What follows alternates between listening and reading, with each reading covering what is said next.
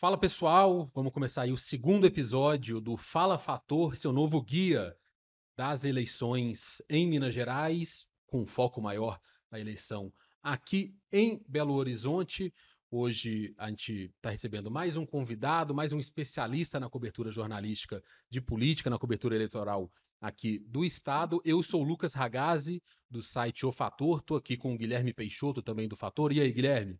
Fala, Lucas, tudo bem? Beleza, tudo ótimo. Essa semana foi muito agitada na política, muitas conversas de bastidores, apesar da reta final do prazo para registro de chapas, né? Acho que a gente tem muita coisa legal para contar aí. Vamos contar, vamos explorar isso tudo. E para explorar isso com a gente hoje, está aqui o Marcos Soalheiro, apresentador da TV Assembleia, jornalista, está por dentro ali do dia a dia, de tudo, dos bastidores da Assembleia. Quem está na Assembleia sabe tudo, é do estado inteiro, cara. Eu nunca vi um lugar para receber tanto prefeito, assessor, empresário, deputado ali. Fica uma loucura e você acompanha de perto tudo isso, né, Marco? Bom dia, beleza? Bom dia, Lucas. Bom dia, Guilherme. Um Bom dia. prazer estar aqui nesse espaço privilegiado, né, da cobertura política mineira, inovador, né? Vocês estão aí começando a trajetória do Fator muito bem. E é uma honra estar aqui representando o jornalismo público da TV Assembleia. Tem uma grande equipe lá que trabalha, né, com muito compromisso, com muita dedicação, muito cuidado com a pluralidade, com a ética, com o equilíbrio. Eu apresento atualmente o Mundo Político, que é um programa que está no ar há 21 anos Baita na TV, programa. programa de entrevistas diário, que trata de temas de política estadual, nacional e internacional. Rapidamente, só um comercialzinho bem rápido aqui. Vontade. Quem tiver interesse, né, em acompanhar o programa também, as gravações, é só acessar a lmg.gov.br/TV, entrar lá na aba do programa Mundo Político, todas as entrevistas que a gente faz estão lá disponíveis. Não, baita programa, muito bom, entrevistas de debate, muito conteúdo. Presidente Tadeu, depois a gente vai mandar aí a nota fiscal para essa publicidade aí de graça, tô brincando. O Marco, além de um baita especialista também em política, apresentador, conhecido por ser cruzeirense, infelizmente, né, Guilherme, já no segundo episódio, Equilibrar um pouquinho a bancada recebeu, aqui, tá bancada de chateado com a derrota pro atleticanos. Boca. Ó, Ele tem dois assuntos prioritários, né? Futebol e política. Eu não sei de qual ele gosta mais. pois Às é. vezes no Twitter ele fica brigando lá com o Guilherme Ibrahim, com outros cruzeirenses lá, só corneta. Um abraço pro Ibrahim também, Cruzeiro assistiu. está num momento, né, complicado da temporada, um momento ruim, mas vamos ver, né, o que Aí vai eu conseguir tô na achando volta. ótimo. Ô, ô, Mas, mudando para o nosso assunto principal aqui desse Fala Fator, vamos começar aí com esse início de campanha, com esse início de disputa em Belo Horizonte. Essa semana a gente teve a resolução, o fim de uma novela aí que já estava se arrastando há alguns dias, uma novela que chegou a ameaçar até uma das candidaturas, a do Carlos Viana, senador licenciado do Podemos. Vamos fazer será que é o uma fim da contextualização. novela? Será que é o fim da novela? Eu tô apostando que sim, mas pode ser que a gente tenha um spin-off, talvez a gente tenha uma segunda temporada dessa novela Acho durante a campanha. factível a Eu possibilidade. acho possível também. O Carlos Viana defendia. Primeiro, ele lançou como candidato a vice dele o empresário Fred Aiski, conhecido dele. Depois, no mesmo dia, na semana retrasada, né, na penúltima semana antes do registro das chapas, o Podemos anuncia a candidatura a vice da ativista Renata Rosa, ligada à direção estadual do Podemos, ligada à deputada federal Nelly Aquino, e no mesmo dia, quase que no mesmo momento, o Carlos Viana anuncia ali a também ativista social, a Kika da Serra, né, uma liderança comunitária ali da região da Serra. E essa novela perdurou por dias, né, com ameaças mútuas e tudo. Nesta quarta-feira, na última quarta-feira, a gente teve a notícia de que o Podemos Nacional convocou a reunião, convocou tanto a Nelly Aquino quanto o Carlos Viana, e lá bateram o martelo. A Renata Rosa vai ficar como candidata a vice do Carlos Viana, e há um acordo aí de bastidor, uma conversa para que a Renata renuncie ao posto ao longo da campanha, espere ali os recursos, né? Isso é o que a gente apurou. Os recursos do fundão eleitoral cheguem, e a Renata tem ali uma certa atuação também com os recursos, e ela, depois disso, renuncia ao posto de vice para a entrada da Kika da Serra. Qual que é a análise de vocês, a leitura de vocês aí dessa novela? Faz alguma mudança, alguma diferença na campanha do Carlos Viana ter a Kika da Serra ou a Renata Rosa? Eu, sinceramente, não acho que faz relevância alguma. Talvez só para essa questão de gestão dos recursos aí. A Kika da Serra é uma ativista, né, cultural, do aglomerado da Serra. Organizou o Baile da Serra, né? Viana vinha apostando, né, nesse perfil até para pegar um outro público, né, já que ele é muito identificado com o eleitorado conservador e evangélico. Agora, eu sinceramente cheguei a pensar que a candidatura do senador tinha subido no Eu telhado. também. Ele vem de alguns reveses. Ele primeiro tentou explicitamente um apoio do governador Romeu Zema, que acabou não acontecendo, né? Chegou a declarar publicamente que gostaria de ter Luísa Barreto, que era pré-candidata do Novo, como vice. Essa articulação não avançou, né? Depois ele tentou também estabelecer algum tipo de conversa com outros candidatos do campo da centro-direita, Mauro Tramonte e Bruno Engler, para uma unificação de forças, outra articulação que se mostrou frustrada. E ele está com uma campanha, né, que, ao que parece, ele teve que ter o aval, né, da família Aro para essa campanha, e o custo está ficando, digamos, um pouco alto, né? Ele teve que abrir mão do mandato de senador, né, ainda que de forma temporária, por uma licença para que Castelar Neto assumisse esse mandato, e ele é candidato pelo Podemos, que é um dos partidos que é controlado no Estado pelo grupo conhecido, né, como Família Aro, que se Exato. destaca justamente por uma coesão, né, um grupo que mostra muita ali fidelidade entre seus É membros. impressionante, né? A família Aro. E quando se deu o impasse em relação à vice, a minha aposta era de que acabaria prevalecendo mesmo a indicação da cúpula do Podemos por esse motivo. É um grupo que São realmente eles que detêm o tem uma controle, né? coesão, tem um controle, né, de estruturas partidárias. Então, a saber aí o que move Viana nesse momento. É uma candidatura que, pelas pesquisas disponíveis até então, parece ter dificuldades de decolar, né? A entrada em cena de Mauro Tramonte acabou tirando, Deu uma desidratada, né, no dá uma Viana? desidratada nele, Talvez porque é são um públicos muito diferentes, né? perfil Ó, ali, muito semelhantes. um perfil similar. Ele concorre também no eleitorado conservador e evangélico com Bruno Engler. Acho que até, eventualmente, uma saída de cena de Viana poderia, inclusive, ajudar Bruno Engler, né? Também. Então, assim, são especulações que aconteceram aí, inclusive desse grupo de partidos está apoiando, de repente, Bruno Engler, ou mesmo Fuad, e a gente vai ter que observar aí como isso vai fica a se dar na dúvida prática. de como que as lideranças, né, as candidaturas a vereador ligadas a esse grupo, né, a chamada família Aro, que estão distribuídas aí em vários partidos, essas candidaturas. Tem partido da Se família Aro que apoia Bruno Engler formalmente, o Sim. PP. Na disputa minoritária, se essas lideranças, se esses nomes ligados à família Aro, se eles vão aí auxiliar, principalmente os nomes do Podemos ligado à família Aro, os nomes do DC, que está na coligação, do PMN, se eles vão entrar com força também na campanha do Carlos Viana. A prioridade do grupo é É, fazer pelo menos 10 cadeiras, né, na manter a Câmara força ali, a Municipal. estrutura, né? Agora, eu fiquei com dúvida se a família Aro vai entrar com força, com influência que eles têm para essa campanha para apoiar o Viana. Acho que dessa batalha, dessa novela dos últimos dias, sobrou ali uma rusga, sobrou ali um conflito. É um casamento que já nasceu com complicações, né? Porque o Carlos Viana é um interlocutor político que, desde a saída do PL, tem tentado fazer movimentos ao centro, né? Para quem está nos assistindo, em 22 o Viana foi candidato ao governo com o apoio do Jair Bolsonaro, ainda que o Bolsonaro tivesse informalmente com Zema, foi Viana o palanque formal de Bolsonaro. Aí o Viana começa a tentar fazer estes movimentos ao centro, mas acho que eles barram um pouco. Ele e a família Aro me parecem ter interesses distintos, né? O grupo do Aro está de olho, sim, no legislativo. O Viana quer chegar ao posto de prefeito, e é um casamento que tem entraves, que tem problemas desde o início, né? Acho que para quem acompanha política, quem está de olho nos bastidores, como a gente, como você que está nos acompanhando, muito provavelmente talvez já tivesse essa leitura de que pudesse haver problemas, né, nessa relação. É um cenário que, inclusive, se repete, de certa maneira, com o que Viana enfrentou em 2022 nessa candidatura a governador, quando boa parte do PL não o apoiava formalmente. Sim. Né? As Houve bancadas críticas de públicas dos deputados, né? deputados a ele. Muitos ali preferiam né, fazer uma campanha mais atrelada ao governador Romeu Zema.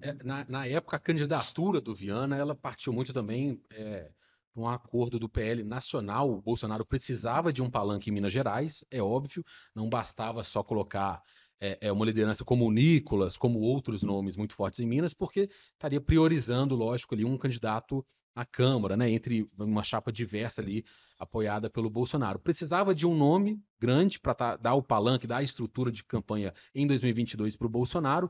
O Novo e o governador Romeu Zema não acertaram esse apoio, né? Existiam ali diferenças. O Zema não queria tanto se associar à imagem do Bolsonaro e tudo, acabou não acertando no primeiro turno, né? Depois, no segundo turno, eles fazem esse acerto. O PL aí tenta tirar essa carta da manga com o Carlos Viana. Foi uma campanha esquisita, uma campanha Tímida, né? tímida, né? Assim, o Carlos Viana, ele desempenha muito bem em entrevista, em falas, em debates, mas acho que faltou mesmo a aposta do partido, né?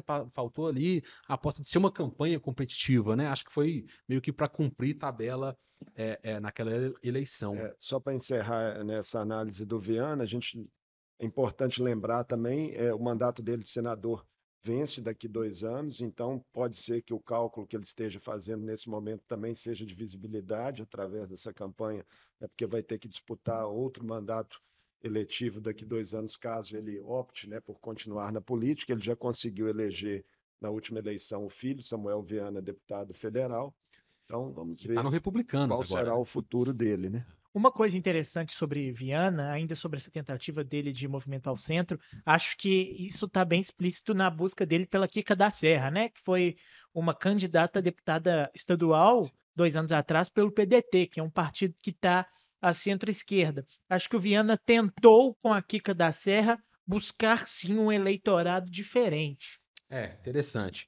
Agora, aproveitando que a gente está falando de vices, assim, vice tem alguma influência em eleição, gente? Vocês acham? A escolha da Kika ou da Renata faz alguma diferença? A escolha do Paulo Brant para o Gabriel? Eu vou falar a relação dos vices aqui, só para a gente introduzir. A gente pode até ir falando caso a caso, mas eu já vou dar minha opinião. Eu acho que especificamente, assim, nessas disputas municipais, estaduais, a nível nacional, talvez possa fazer alguma diferença, como fez para o Lula com o Alckmin.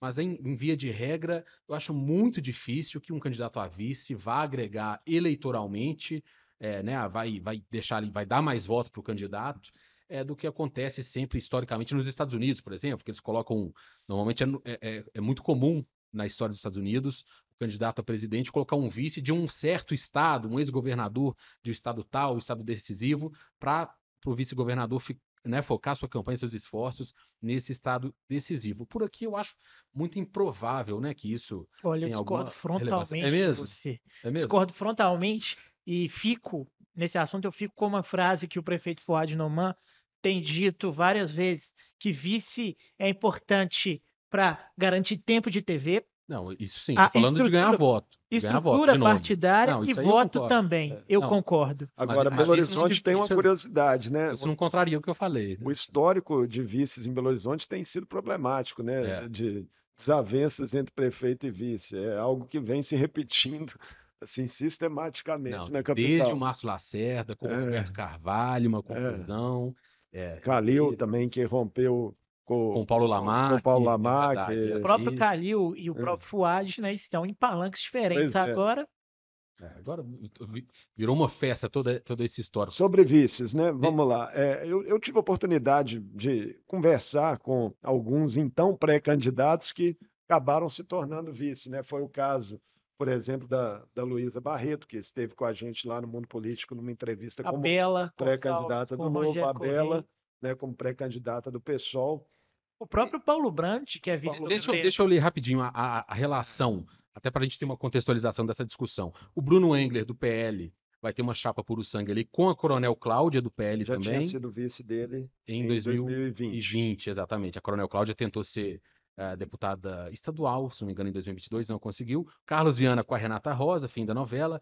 Duda Salabert, do PDT, com o professor Francisco Furô, também do PDT, outra solução aí caseira, partidária. O Fuad Noman, depois de uma grande novela, acertou com o Álvaro Damião, do União Brasil, um acerto aí que eu acho que nesses moldes que a gente está falando, que o partido ajuda muito na estrutura, mas o Álvaro também é uma figura muito popular. Eu acho que existe uma certa aposta de que o vice talvez tenha relevância. Gabriel Azevedo com o Paulo Brant, ex-vice-governador. Paulo Brant gostou aí da cadeira de vice. Mauro Tramonte com a Luísa Barreto, Partido Novo, Mauro Tramonte também, essa novela que você estava falando, né, com a Luísa. Rogério Correia do PT com a Bela Gonçalves do PSOL, deputada estadual. E aí, os 3 candidatos aí dos partidos de extrema esquerda mais nanicos, né? A Indira Xavier com o Geraldo Neres, Lourdes Francisco do PCO com a Marília Garcia que foi candidata a prefeita em 2020 pelo PCO. Apesar de ser candidata em Belo Horizonte, a Marília fez campanha lá de São Paulo. Foi a primeira campanha home office que eu tenho notícia. E o Wanderson Rocha do PSTU com a Andréa Ferreira. Qual a sua análise dessa tabela de nomes, Vamos lá. Marco? Vamos lá. Então, eu acho que a peça mais relevante nesse xadrez é a Luísa Barreto, e eu explico por quê. Né? Menos, talvez, pelo potencial, de fato, que ela teria, né, de agregar votos diretamente, mas o apoio do governador Romeu Zema é um apoio relevante Sim. nesse cenário, e foi cobiçado por diversos candidatos. Bruno Engler queria esse apoio, Viana queria esse apoio, Tramonte queria esse apoio. Tramonte acabou levando, né, através de uma articulação. A Luísa é uma técnica muito preparada, né, como secretária de planejamento, então ela dá esse ar mais técnico a uma chapa, né, que tem no Tramonte uma figura muito popular, mas que politicamente, né, pouco se sabe da atuação dele do ponto de vista mais técnico em termos de projetos, né? Ele tem um trabalho lá na Comissão de Turismo da Assembleia até relevante, mas também fora isso, assim, pouco se sabe, né, dessa capacidade dele administrativa, digamos assim, né, porque ele nunca exerceu nenhum cargo Em executivo. termos ideológicos, né? Ele está Pois tentando se posicionar muito ao centro. Eu tô Então, curioso. Luísa traz essa experiência executiva Sim, também, né? sim. Técnica e executiva para a chapa.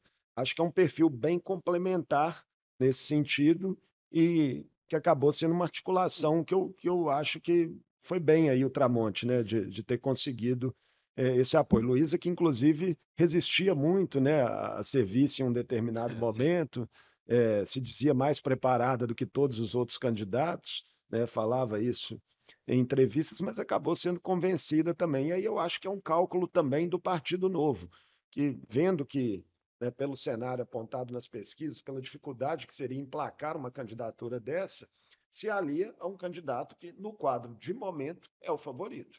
A gente pode discutir se ele vai eventualmente desidratar, quais são os riscos de que isso aconteça, mas numa leitura de momento, o Novo embarca numa candidatura competitiva, né, que tem chances concretas de vitória. E tem um ingrediente até a mais, né, Guilherme? Assim, além do Mauro tá pintando há muitos meses na liderança dessas pesquisas eleitorais, na construção, muito pelo recall, né? Ele é muito conhecido por conta da televisão, é um apresentador de TV, em 2018 foi o deputado estadual mais votado de Minas Gerais, e tem um aspecto aí também de bastidor partidário, até com visão para 2026, que o Partido Novo tem muito interesse em se aproximar dos republicanos ali. Os republicanos têm no seu quadro o senador Cleitinho, é uma coisa que a gente até abordou no episódio da semana passada. O Cleitinho é pré-candidato ao governo de Minas. E existe a preocupação, toda a discussão, quem será o candidato do governador Zema em 2026?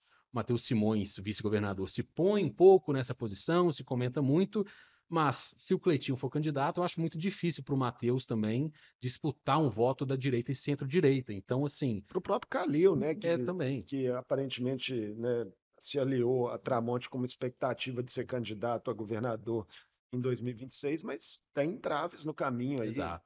E o próprio Calil também se mostrou, né, uma figura sem muita densidade no interior, né? Sim.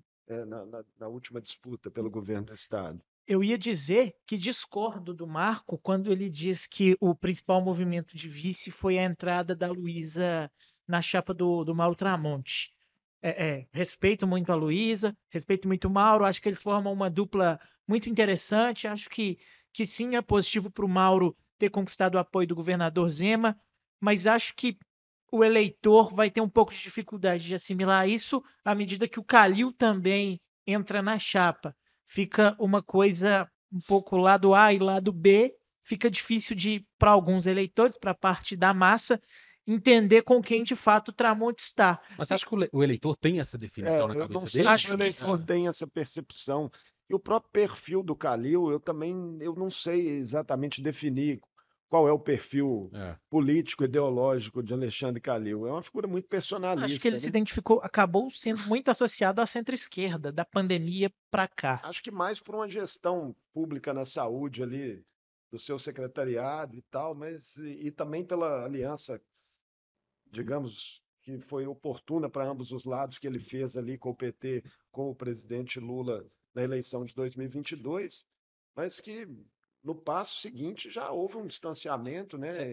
Eu não acho que o eleitor faça muito essa definição, essa diferença de identificar um como esquerda, o outro como direita, não, ainda mais nesse caso, nesse cenário de candidatos bem populares e populistas também, né? Tem um livro famoso, O Mito do Eleitor Racional, do Brian Kaplan, que fala muito isso, né? Assim, o eleitor ele se identifica com histórias, com personagens, mas tem muita dificuldade de entender ali a questão programática, ideológica de cada candidato. Então, eu não sei se vai ser um problema para o Tramonte, não, essa questão Novo, Zema e Calil. Às vezes o eleitor, em média, falando a maioria, né, assim, o eleitor do povão, entre aspas, assim, no geral, eu não sei se ele vai ter essa confusão Mas você sabe ideológica. onde eu quero chegar?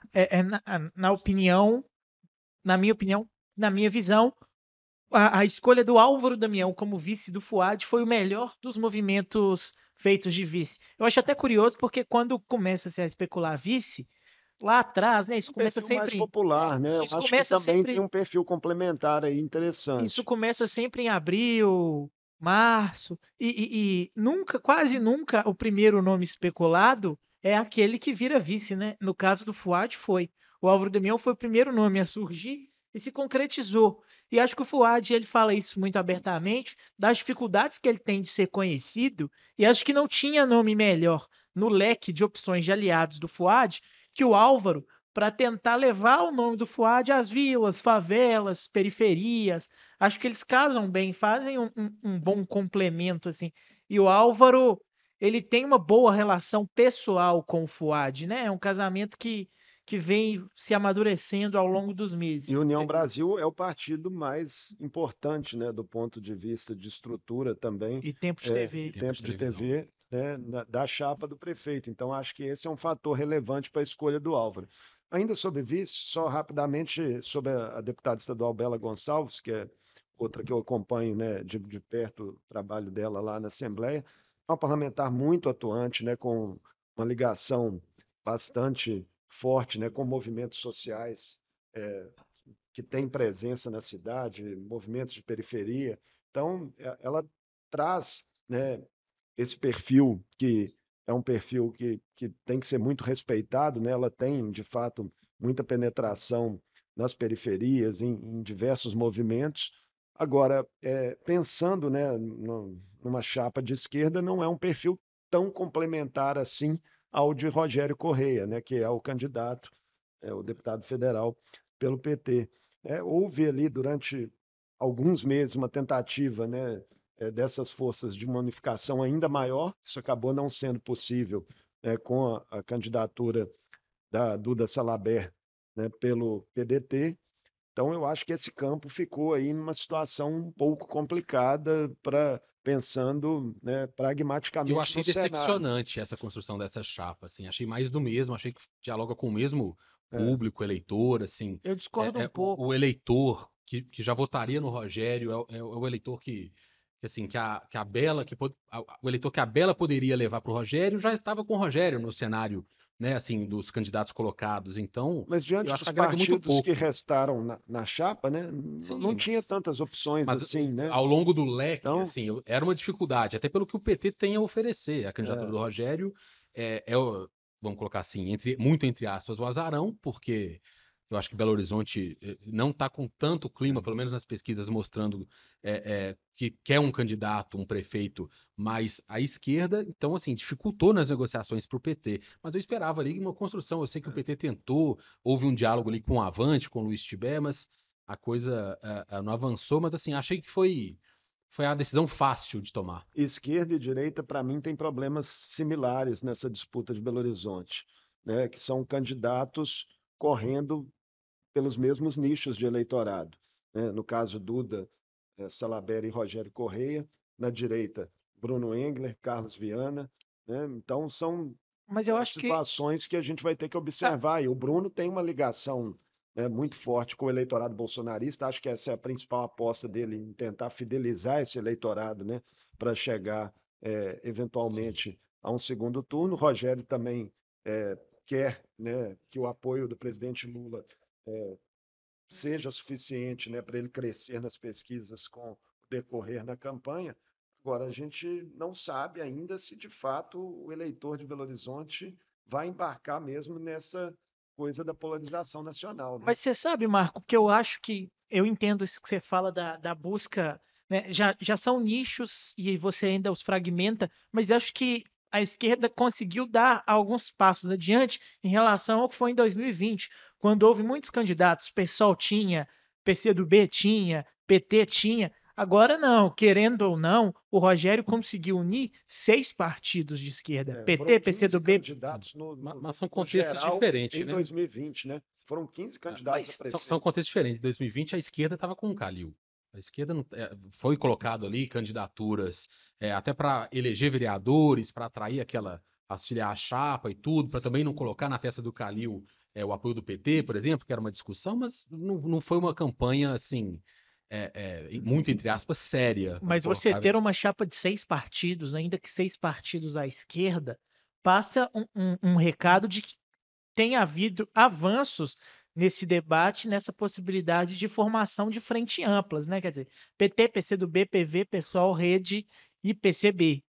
Você já atrair o PCB, que é um partido que muitas vezes optou por romper com os grandes partidos para tentar lançar candidaturas próprias, acho que já é um sinal interessante de que há tentativa de formar uma frente ampla nesse campo, aí buscando 2026, por que não?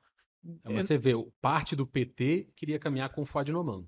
O É. PV vai caminhar com o Fuad Noman, não vai respeitar a resolução da federação, vai caminhar pela reeleição do Fuad. Tem muitos quadros do PV que atuam na Prefeitura de Belo Horizonte hoje, né, na gestão. A Rede Sustentabilidade, que está na federação com o PSOL, que vai estar mostrando ali na coligação do Rogério. A Rede também total com o Fuad Noman. O secretário de comunicação, o Paulo Lamarck, Uma é ala da Rede presidente está com o da Rogério, a Rede, ala da deputada e Ana Paula Siqueira.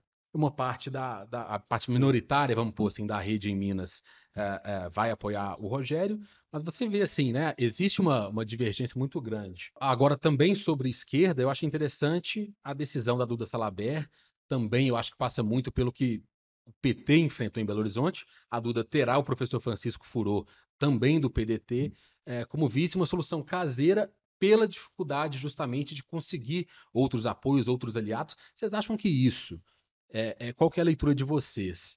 Os outros partidos não querendo se associar à esquerda, os outros partidos apostando que candidatos de esquerda não terão sucesso nas urnas, ou talvez por acordos pré-feitos muito antes da eleição, assim. Por que os partidos de esquerda não conseguiram caminhar para o centro nessas construções de chapa? Eu acho porque eles não tinham, nomes assim que claramente ostentassem um favoritismo que viesse a agregar essas outras forças, né? E aí, diante da perspectiva, por exemplo, de um prefeito que é do PSD, que é Fuad, candidato, que também tem uma dificuldade de se tornar conhecido, mas que tem a máquina na mão, já é um atrativo grande, né? Ter a máquina na mão. Com Aí certeza. surge um outro nome, né, que se lança na disputa, que é Mauro Tramonte, perfil muito popular, que se diz de centro, Mas Mauro só tem e- novo na então, coligação. e tenta fugir, né, de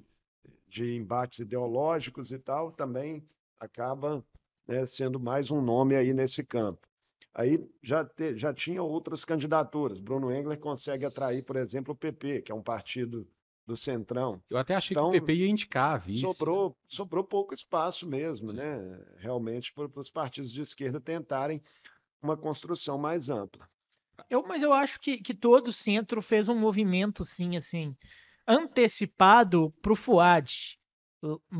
em maio, junho, já sabia que Solidariedade, PRD e União Brasil caminhariam com o Fuad. Como é que ficou o Avante? O O Avante está Avante com o com o Fuad. Com o Fuad. Fuad. Agir Pois é. também. Acertou nas últimas semanas, assim, antes Avante do e prazo. Agir, que caminham juntos em todo o país, né? Acertaram com o Fuad ali já aos 40 do segundo tempo, mas o Avante foi cobiçado pelo Rogério, mas também pela Duda, né? A Duda, ainda que num tom de Sim. brincadeira, falou da possibilidade, é um convite para o deputado Bim da Ambulância, que é do Avante, ser o vice dela. Acho que na reta final só havia sobrado o O Avante. grupo de Luiz Tibé é um grupo relevante na Relevante, cena sim. política da capital, né? Sim, não, Que tem tem, estrutura em Belo que tem Horizonte. vereadores, enfim. Lideranças comunitárias, É, não, muito forte.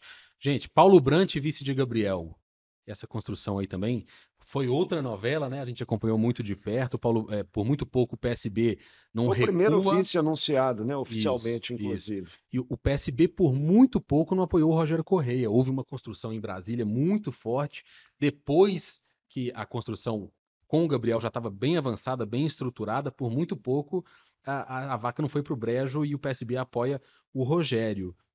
O Não, Paulo tem um perfil aí, apesar do PSB, o Partido Socialista, né, de Geraldo Alckmin, o Paulo tem esse perfil de empresariado, esse perfil ali, conhece bem a cidade. Eu não sei se a cidade conhece bem tanto o Paulo Brant, os eleitores, mas vem com essa bagagem também de ter sido vice do governador Zema. Eu continuo com a minha impressão de que vice agrega eleitoralmente muito pouco no sentido de levar votos, mas acho que é um nome que dialoga, de certa forma, de forma coerente com o que o Gabriel Azevedo representa, né? a resposta que o Gabriel Azevedo me deu a respeito disso, na entrevista que eu fiz com ele como então pré-candidato, é de que o principal motivo para essa escolha tinha sido uma amizade pessoal entre eles e que o acerto partidário veio depois.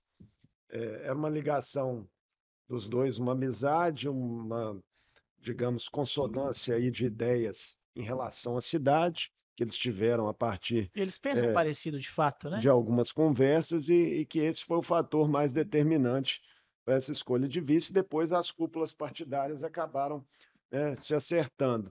Agora, nessa mesma entrevista, né, eu cheguei a questionar Gabriel sobre esse perfil de centro-esquerda, né, do PSB, e ele, enfim, disse que não pretendia gastar nem um minuto da campanha dele discutindo ideologia. Então, a preocupação de fugir um pouco também desse tipo de vinculação, se colocar como um candidato que passa ao largo disso. Gabriel não tem um histórico de fidelidade partidária, né?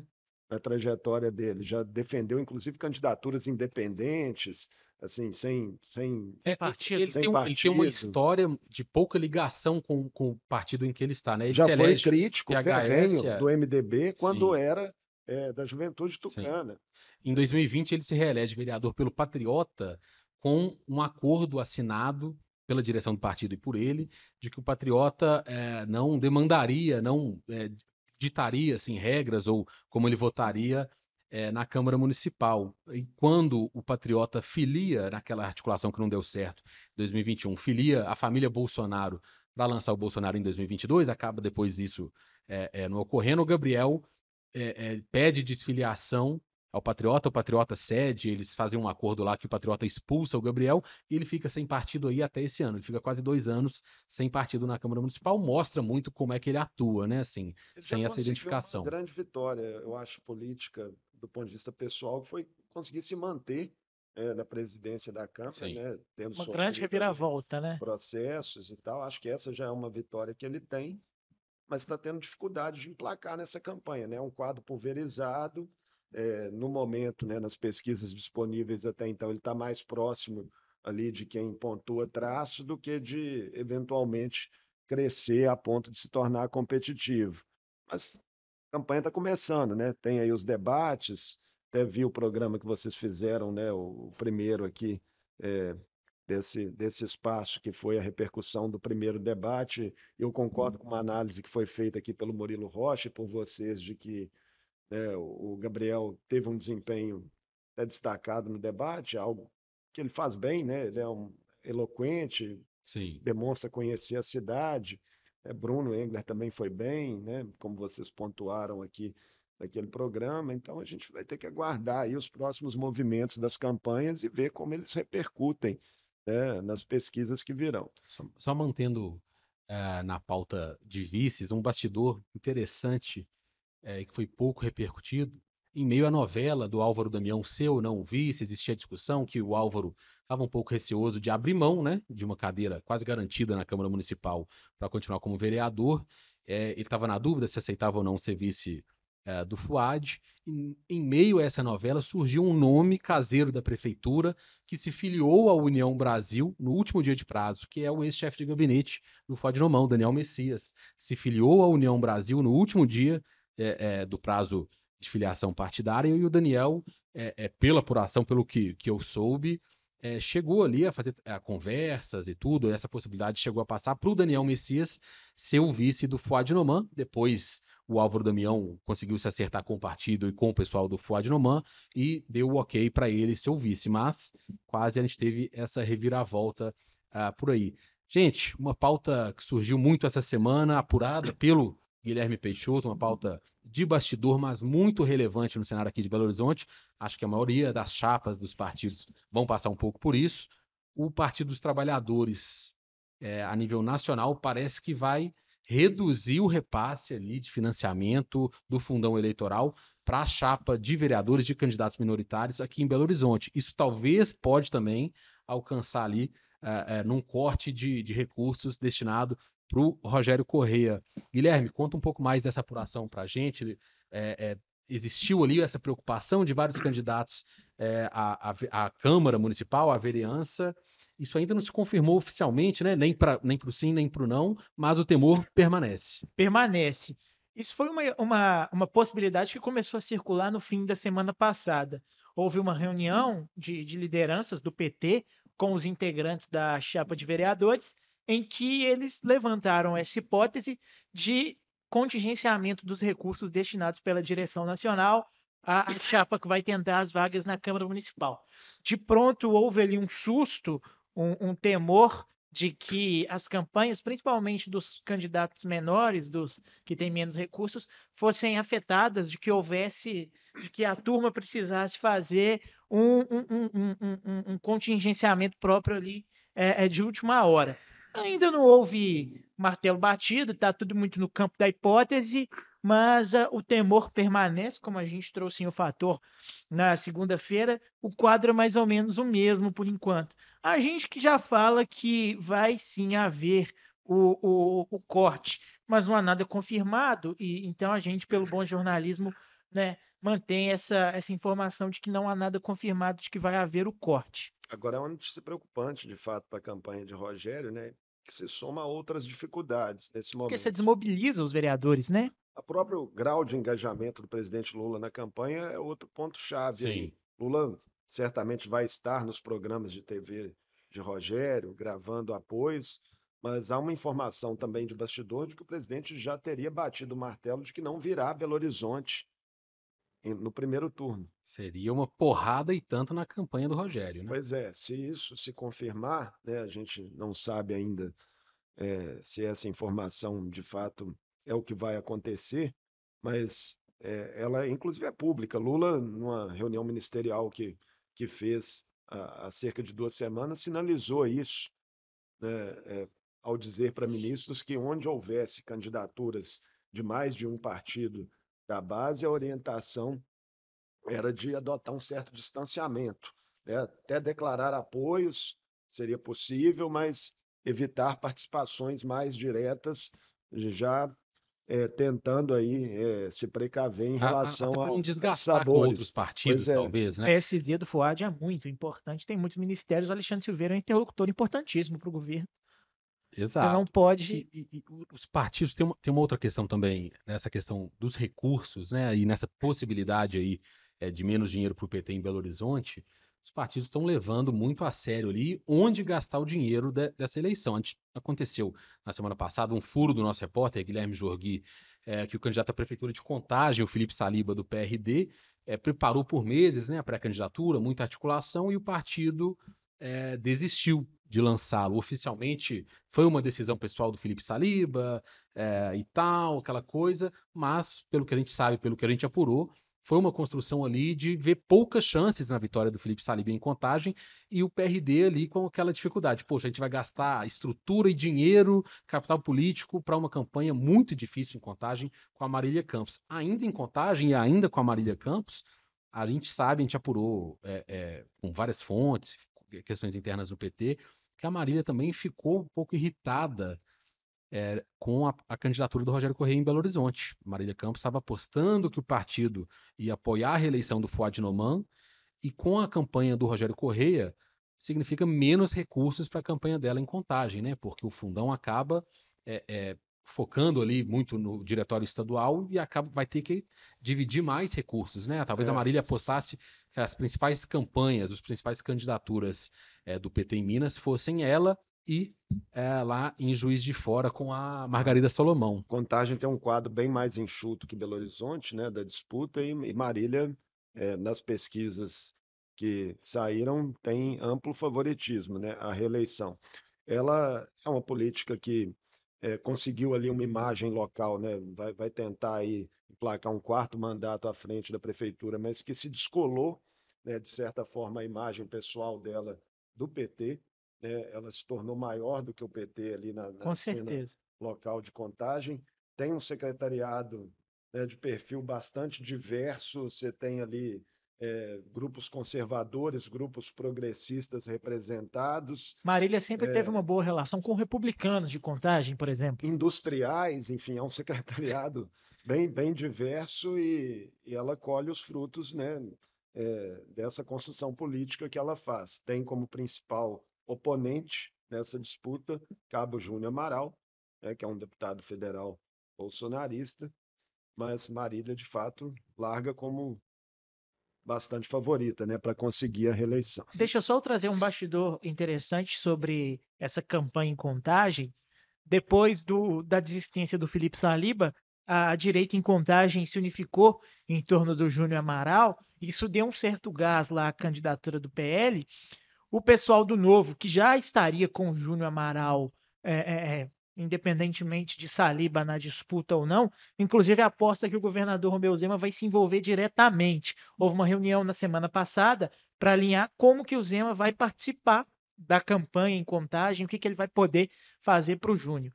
Então, o pessoal de Novo e de PL está combinando umas idas do Zema à Contagem para que ele possa fazer umas agendas presencialmente com o Júnior, e há no Novo um certo otimismo de que o Júnior vai crescer na reta final e propiciar um segundo turno.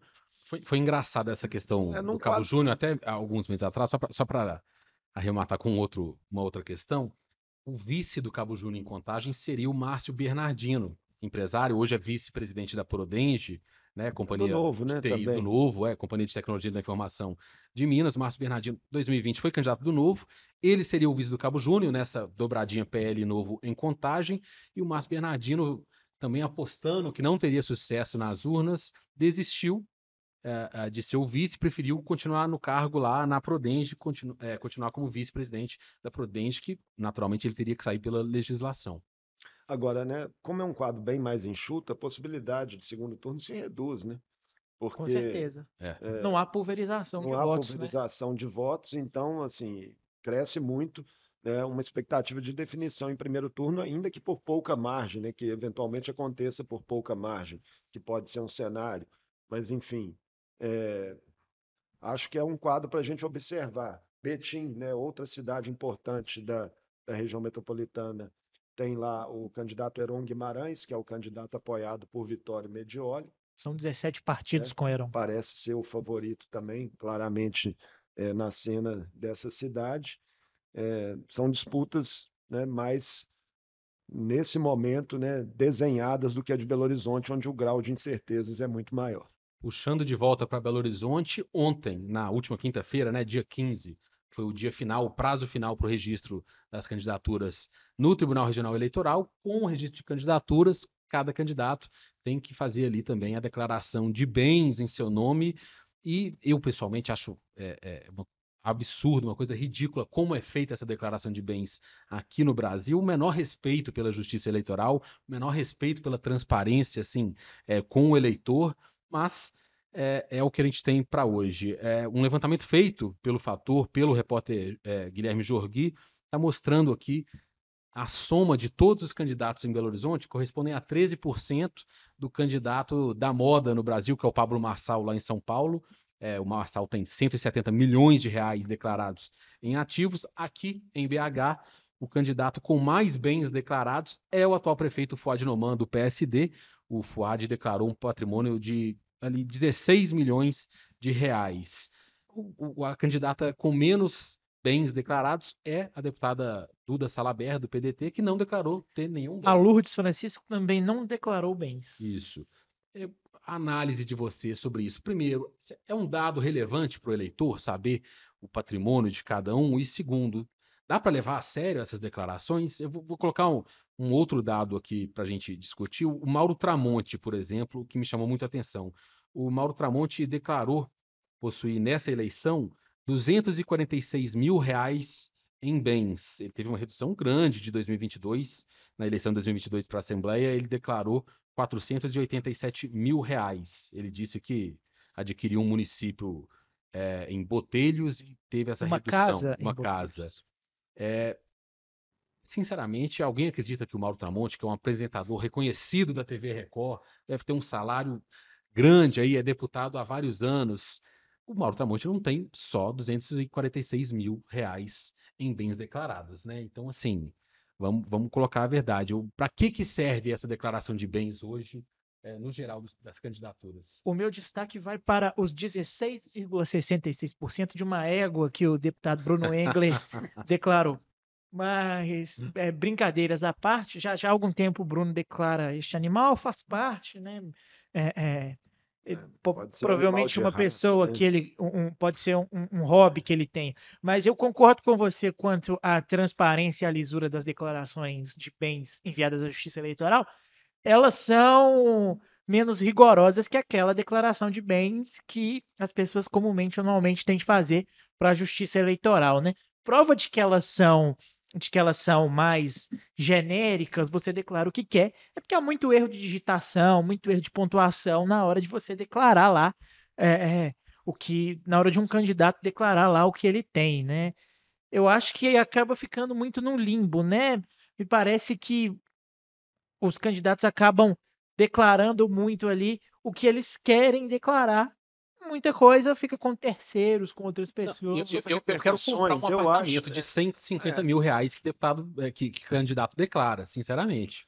Agora, sobre repercussões mais diretas no eleitorado, eu não creio que tenham tantas, assim. Ninguém confere, né? Sim, tirando casos extremos, né, que possam chamar a atenção, por exemplo, Márcio Lacerda, quando era prefeito de Belo Horizonte, né, uma fortuna imensa ali, se chamava atenção, isso às vezes era mais usado. Essas declarações costumam render perguntas em debates, né? O que a gente vê, alguma casca de banana jogada ali de um candidato para outro em relação a isso, mas tração no eleitorado me parece que tem pouca. Vocês acreditam que, por exemplo, essa declaração de bem de ter 16% de uma égua que o Bruno Engler colocou, isso talvez seja pensado pelo marqueteiro, pela equipe, assim, para ser um detalhe que pode viralizar em grupo de WhatsApp, uma coisa meio cômica? Vocês não acham, Acho que não. Acho que aí é uma questão pessoal do Bruno, que muito provavelmente, nunca perguntei isso a ele, mas muito provavelmente gosta de ter animais de raça, de participar de criações de gado, e declarou o animal. Esse tipo de animal é valioso. Você que é um homem do agro, pode falar mais. Eu nunca nem vi um cavalo na minha vida. Eu estou longe do agro. Agora, tem a situação também da Duda Salabert. E aí, vou fazer uma breve crítica aqui também. A deputada federal Duda Salabert foi candidata ao Senado pelo PSOL em 2018 com muito destaque, conseguiu um cargo partidário de muita força, muita relevância dentro do PSOL por mais de um ano. Depois se transferiu para o PDT. Foi eleita vereadora de Belo Horizonte em 2020. Em 2022, foi eleita deputada federal pelo PDT também. Então, assim, já tem um histórico aí de pelo menos 6, 7 anos na vida política partidária, com cargos, com influência, né, participando assim da vida pública e com um salário, com remunerações na média brasileira muito acima do que, né, o cidadão no geral tem. e você não tem nenhum bem no seu nome, mesmo com essa remuneração, Ainda que fosse um nessa dinheiro situação em toda, conta, um né? dinheiro em conta, Entra no alguma caso coisa, aí uma de uma coisa situação financiada. extrema que chama atenção, né? Como eu disse, assim, que às vezes o que chama atenção nessas declarações são os extremos. Alguém muito rico ou alguém que Não, já tem uma mas carreira política e não declara bem nenhum. Aí você e a chama questão para atenção. mim, ô Marco, é mais assim. A Duda não acredito que ela mentiria para o Tribunal Regional Eleitoral, né? Então acho que ela falou a verdade na declaração de bens. Poxa, mas assim, se na sua gestão de vida pessoal você não conseguiu fazer uma boa gestão de ativos, de bens, como é que você vai fazer uma boa gestão assim na administração pública, no município, sabe? Eu acho que é uma coisa. Eu vou pegar no pé de declaração de bens agora, porque eu acho um desrespeito com o eleitor, eu acho um desrespeito com a justiça eleitoral fazer esse tipo de coisa, sabe? Assim, igual Mauro Tramonte colocando que tem 250 mil só de patrimônio. Cara, eu quero saber, eu acho que o eleitor, no geral, não liga tanto, mas para mim é importante saber como é que tá a gestão, a vida ali financeira do candidato, sabe, se cada um tem participação em empresa de quê? Vai ter algum Muitos conflito de candidatos, ao interesse? declarar empresas, não especificam O do que que é, se né? trata, né? Pois é, eu acho um absurdo quando Deixa eu se só coloca. fazer um registro. A gente citou o Pablo Marçal, ele não é o candidato mais rico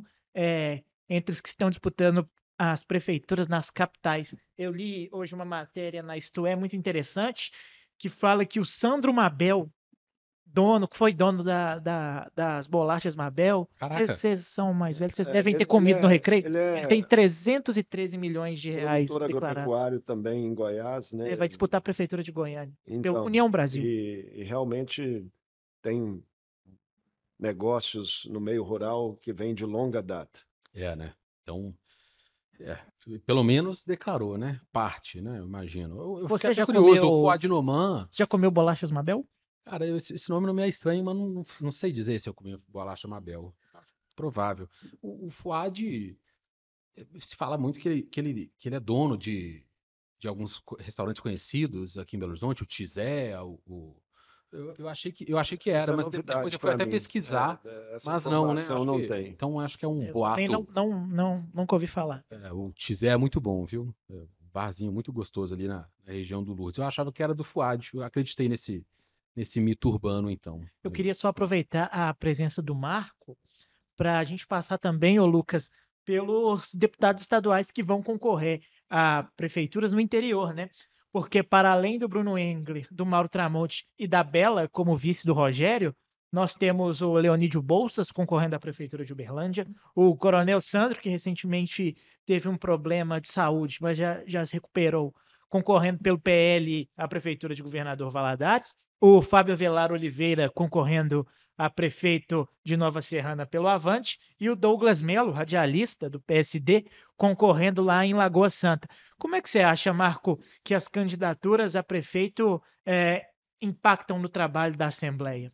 Então, Candidaturas de deputados, digo. a gente vai ter que observar um pouco se determinadas candidaturas e o jogo político em torno delas vão ter repercussões, por exemplo, em votações de interesse do governo Zema. Foi noticiado que houve um desconforto do deputado Cássio Soares, né, está na coluna do jornalista Orion Teixeira dessa semana.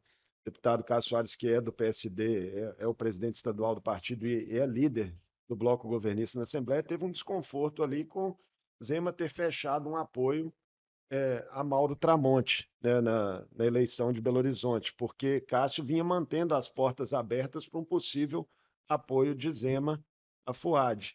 Então, isso pode ter ali algum tipo de repercussão, ainda está no campo de especulação, mas a gente vai ter que observar, por exemplo, nas votações de próximos vetos do governador, ou mesmo de uma eventual adesão de Minas Gerais ao regime de recuperação fiscal, né, caso isso seja necessário antes do Propag de Pacheco ter uma aprovação definitiva, se isso vai se refletir em algumas dificuldades. Sobre os candidatos, os deputados candidatos, né, chama atenção que eles têm cenários ali em que as candidaturas colocadas são competitivas. Por exemplo, em Uberlândia, né, lá tem o atual vice Paulo Sérgio, que é o candidato do prefeito Adelmo Leão, Do Zema político e de Bolsonaro também, né? veterano, né, que vai ser aí uma candidatura forte, mas correndo por fora vem justamente Leonídio Bolsas, né, que é o deputado estadual, e a deputada federal Dandara, do PT. Eu Né, fico são as curioso. 3 candidaturas mais bem posicionadas nesse Eu momento fico lá em curioso, Marco, Uberlândia. como é que fica o Leonídio na Assembleia, né? O Leonídio é da base, assim, é um deputado Está no que PSDB, conta. né, atualmente. E como é que fica a relação com o governo Zema, né? O Zema apoiando um candidato rival a ele, será que fica rusgas para Pois depois? é, A gente tem que ver. isso a gente vai ter que observar realmente. Aí, Só pegando carona, né? O Novo de Valadares, a antiga composição da direção do Novo de Valadares, queria apoiar o Coronel Sandro, né? E houve uma intervenção lá no diretório, e o Novo vai apoiar o Renato Fraga, que é o principal rival do Sandro, né? o quadro de Valadares eu conheço bem porque eu cresci lá. Eu nasci em Divinolândia de Minas. O que você foi fazer aqui em Belo Horizonte em Eu, vez de ir para os Estados Unidos? Pois é, tem bastante parente lá, primos, né? Um abraço para eles, inclusive, se nos assistirem. Mas eu nasci em Divinolândia de Minas, que é uma cidade de 6.000 habitantes ali do leste de Minas, mas com 1 ano de vida minha família mudou para Governador Valadares. Eu vivi lá até 17 anos, ainda tenho mãe e irmão que moram lá. Eu acompanho bem o quadro local.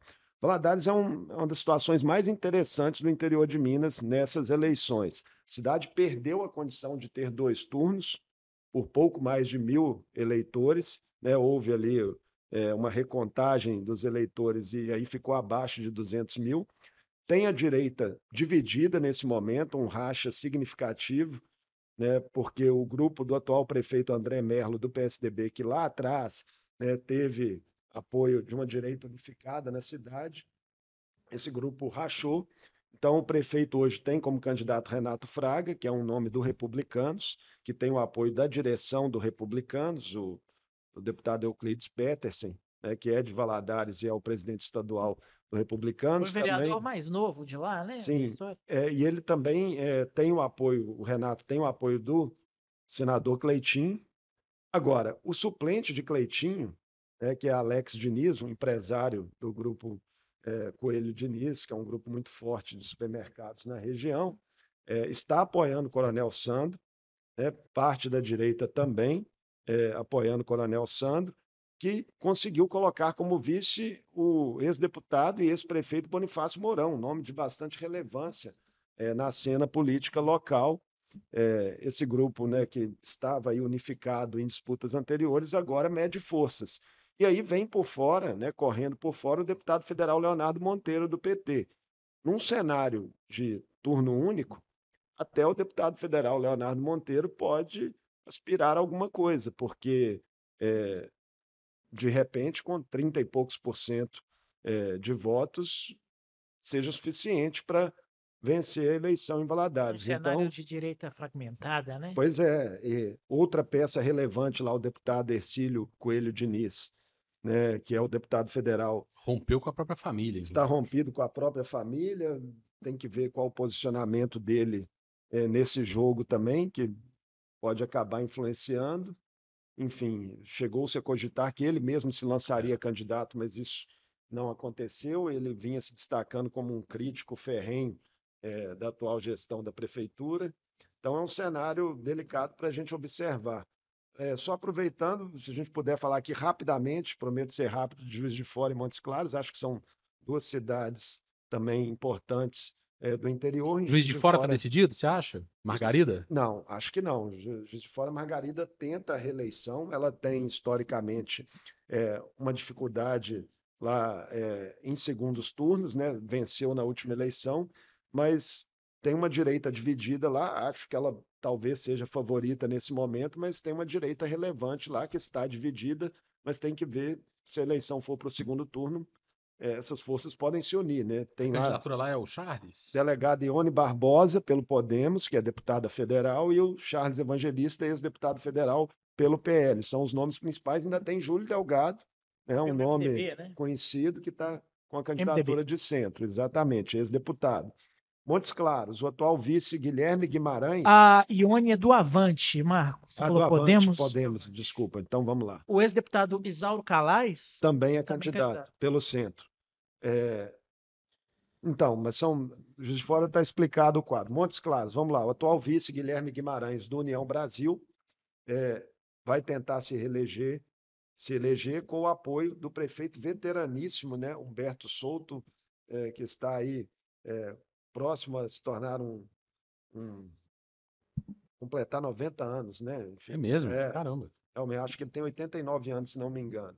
É o prefeito reeleito, foi reeleito com amplo apoio popular. 90 anos. Vai tentar fazer aí seu sucessor, né, o atual vice Guilherme Guimarães. E tem como principais concorrentes o deputado federal Paulo Guedes, do PT, né, que tenta mais uma vez chegar à prefeitura de Montes Claros, e o ex-prefeito Rui Muniz. São nomes aí de destaque nessa cena. Uberaba também O tem... Rui Muniz não consta aqui no sistema do Tribunal Superior Eleitoral como candidato em Montes Claros. Acho que é porque tem uma contestação aí de registro em relação a ele. O Rui Mas Muniz tem uma ficha carregada, tem um histórico. sim, a candidatura chegou a ser aprovada em convenção, deve ter algum tipo ainda de contestação aí para ele ficar no Senado. O ex-deputado Délio Pinheiro, né? Pois Deputado, é. na verdade, né?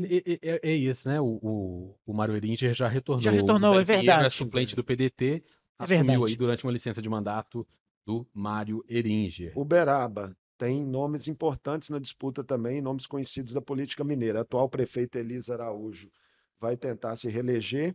Os principais concorrentes são o ex-deputado estadual Tony Carlos, que já foi candidato outras vezes também a prefeito, é um radialista, tem bastante relevo na cidade, e tem dois ex-prefeitos também da disputa. Anderson Adalto, ex-presidente da Assembleia, ex-ministro. Está concorrendo com o nome de urna Anderson apenas. Achei curioso.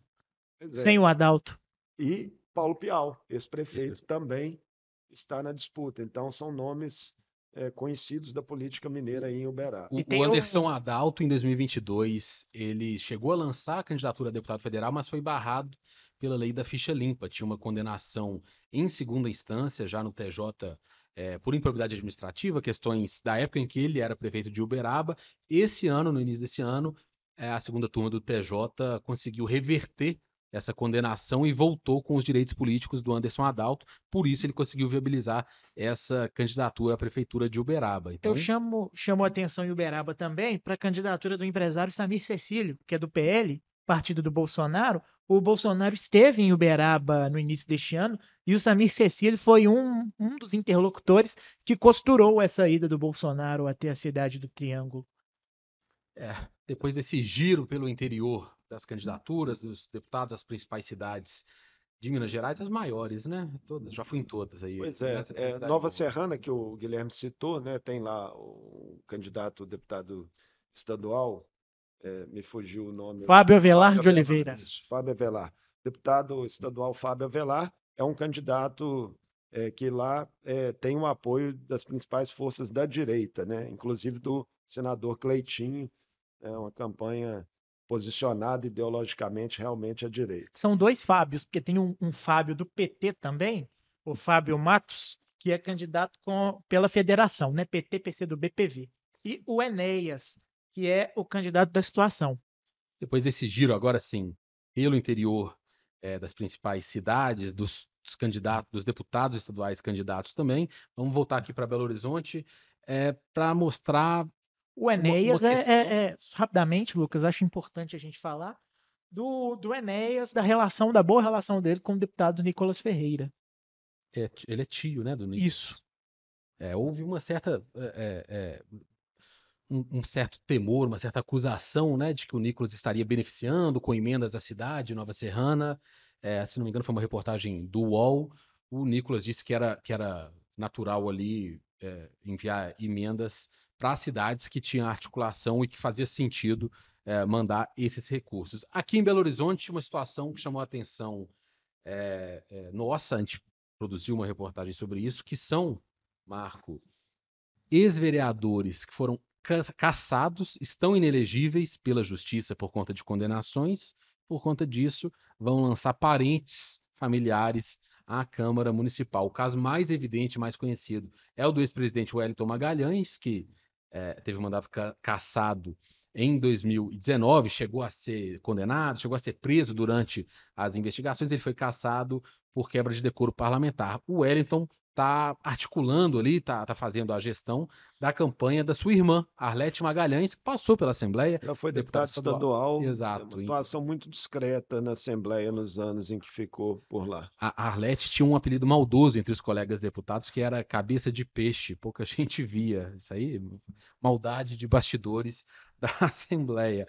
Outro exemplo de ex-vereador de Belo Horizonte que está lançando um parente porque está inelegível é o Cláudio Duarte, que foi cassado em 2019, também ali suspeito, investigado por rachadinha no gabinete dele, foi condenado, teve os direitos políticos suspensos e está lançando, por isso, o irmão dele, o Edinaldo Duarte. O Cláudio até chegou a firmar um acordo com o Ministério Público, chegou a confessar o crime, aceitou uma série de punições, mas continua aí também proibido de exercer cargos públicos por conta disso. Não confundam com o pastor Cláudio Duarte, são homônimos. Você falou isso na época da matéria, quem é o pastor Cláudio Duarte? É um político? Não, é um pastor muito famoso nos meios evangélicos, pentecostais, né? Nas redes sociais, há muitos cortes dele, conselhos amorosos e etc. O Lucas sempre traz, né, o Lucas Ragazzi, aquela matéria tradicional já às vésperas das eleições em Belo Horizonte,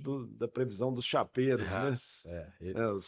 Esse pessoal que fica nas sombras aí, que conhece tudo ali daquela matemática, né, das candidaturas e costuma acertar, né? Costumam acertar, uma parte considerável costuma acertar. Só para finalizar essa parte, um terceiro ex-vereador que está inelegível e vai lançar um parente, o ex-vereador Valdivino, que vai lançar aí o filho, Clésio do Valdivino. Então aí, esses ex-vereadores. Eu acho interessante nessa necessidade de algumas lideranças políticas de tentar manter a influência, manter o poder, mesmo que com assessores, com familiares, a coisa deve ser muito boa, né, ter um mandato. Eu acho que o pessoal se esforça muito mesmo. Eu confesso que acompanho, assim, com um pouco mais de distanciamento a cena da Câmara Municipal, por falta de tempo mesmo, né, de estar mais focado naquilo ali.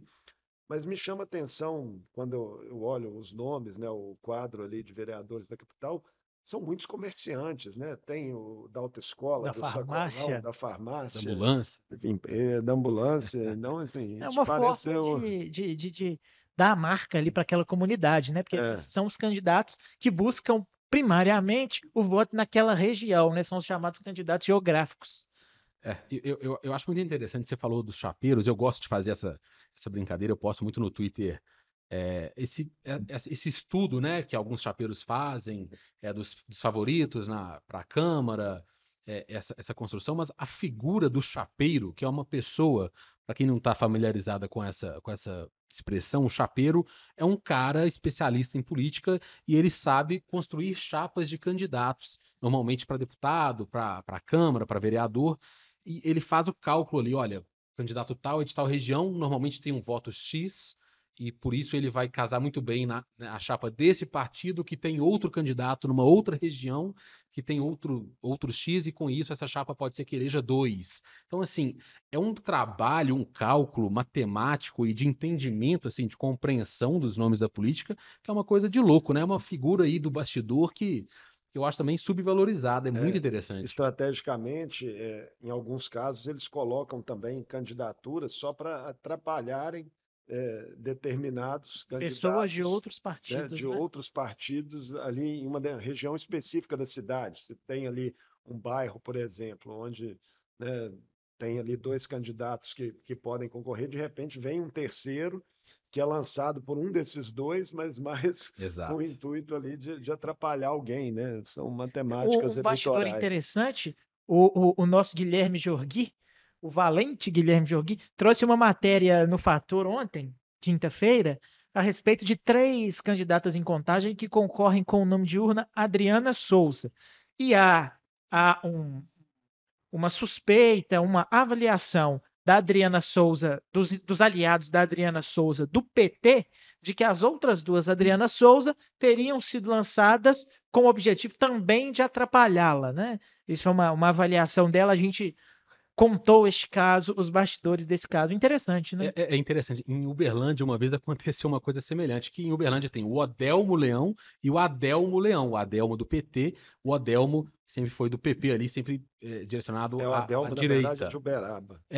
O Adelmo. o Adelmo. É. E numa disputa, se não me engano, O para a Câmara deputado, Federal, em 2018, os 14. dois estavam com materiais gráficos ali muito parecidos e um acusou o outro 2014, de Lucas. tentar conseguir o eleitorado do outro. Então, assim, é o tipo de coisa que eu acho hilária aí também. Estratégia de campanha, né? Tem um Sargento Rodrigues, candidato em BH, um homônimo deputado estadual, Sargento Rodrigues.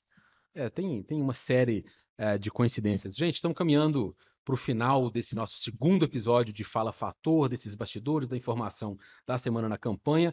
Vai começar aí nos próximos dias a propaganda eleitoral na TV, na rádio, vem aí os Grandíssimo jingles. momento. Eu Grandíssimo adoro. momento. Para mim Propaganda na é uma TV diversão. começa no fim desse mês. Então vai ser sensacional. Queria a consideração final de vocês aí para essa campanha. O que a gente vai esperar nos próximos dias, nas próximas semanas? Agora os candidatos já podem, desde essa sexta-feira, já podem pedir voto nas redes sociais, nas ruas. O que vocês estão achando aí que vai ser o clima dessa eleição, dessa campanha? Então, Belo Horizonte tem uma indefinição no quadro, que eu acho que é bastante latente, né, em relação ao que vai se desenhar para o segundo turno. Acho pouco provável que alguém consiga crescer a ponto de uma definição em primeiro turno, até pela pulverização do quadro, né? São 10 candidaturas. E aí vamos ver aí quem serão os candidatos mais fortes a disputarem essa vaga. O que as pesquisas até o momento indicam é Mauro Tramonte, do Republicanos, descolado na liderança, e ali 5, 6 candidatos em condição de brigar, né, pelo menos numericamente, para estar em um segundo turno. Há uma expectativa de que o prefeito Fuad cresça, né, com Deu uma uma maior reagida, exposição, né, também pelo volume de obras na cidade, a exposição da campanha, enfim. Temos também as candidaturas mais ideologicamente posicionadas que vão tentar se consolidar, Rogério Correia pelo PT, Bruno Engler pelo PL. Vamos ver como é que esses números vão evoluir.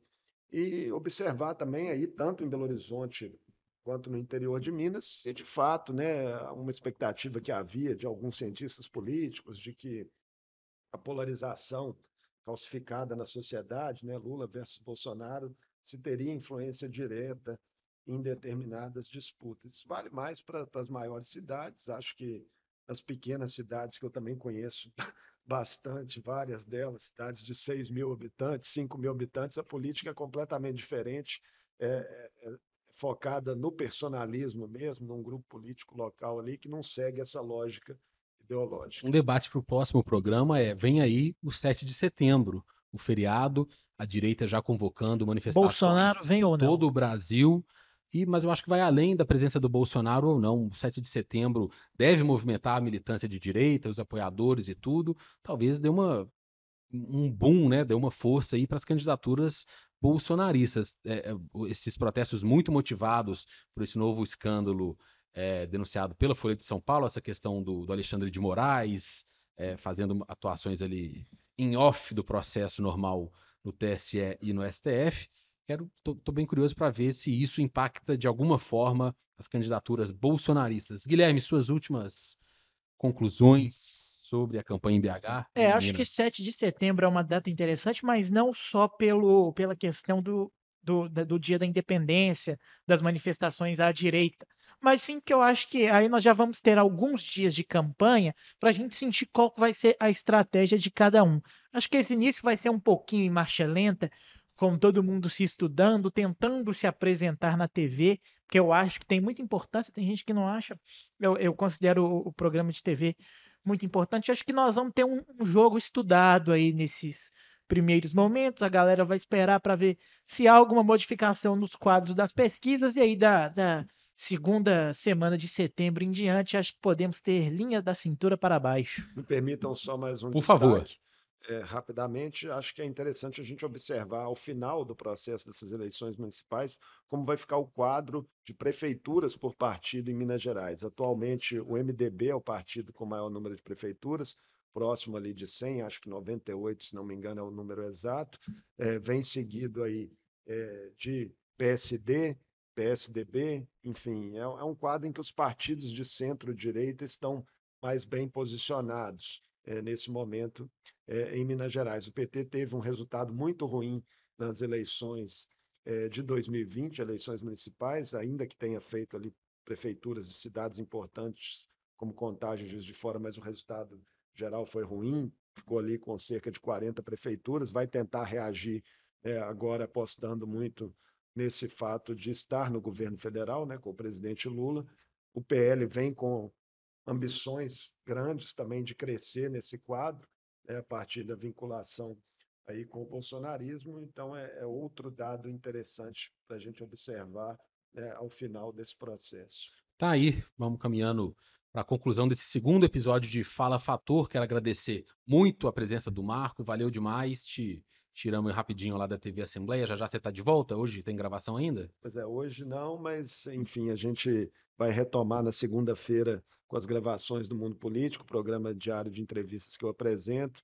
Agradecer muito a vocês pelo convite, uma honra ter estado aqui, desejar sucesso ainda mais a vocês, né, nesse espaço inovador do jornalismo político mineiro que vocês estão construindo tão bem aqui no Fator. TV Assembleia, que está hoje no ar em 465 municípios do estado, tem um processo de ampliação e a gente vai seguindo o trabalho por lá. Trabalho sensacional do Marco e de toda a equipe da TV Assembleia.